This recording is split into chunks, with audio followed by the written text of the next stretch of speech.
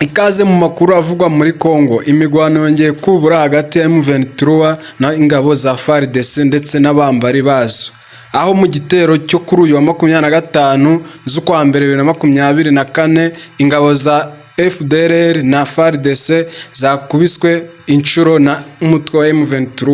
Mu migwano aho umusirikare ukomeye wa Fdrl yasize ubuzima mu mirongo y'imbere mu rugamba. Ingabo za FARDC byavugwaga ko kuri uyu wa gatatu zafashe umujyi wa Mwesso. Zakubiswe inshuro n'inyeshamba za M23 zihungira ibukama mu mudugudu uherereye mu birometero 2 uvuye muri uyu mujyi.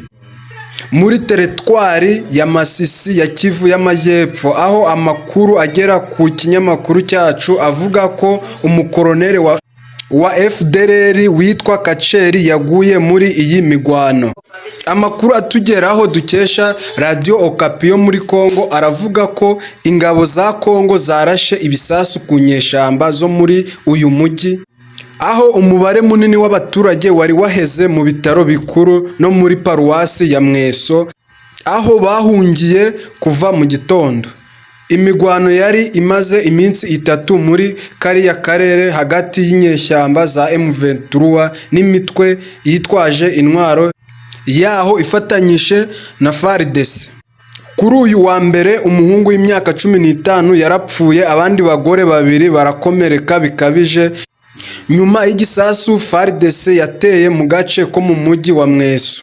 Ku ruhande rwa M23 yavuze ko yigwanyeho kinyamwuga kandi igatabara abaturage baha Mwesso no mu nkengero zaho, kandi na metero n'imwe ingabo za FARDC zifatanyije na Fdrl, abacancuro, inyeshyamba, ingabo z'u Burundi n'iza SADC bigeze bambura M23. Abinyujije ku rubuga rwe rwa X, umuvugizi wa M23 Lawrence Kanyuka yagize ati: "Twatatse izi ngabo zishize hamwe maze zita ku rugamba intwaro, amasasu n'ibikoresho bya gisirikare."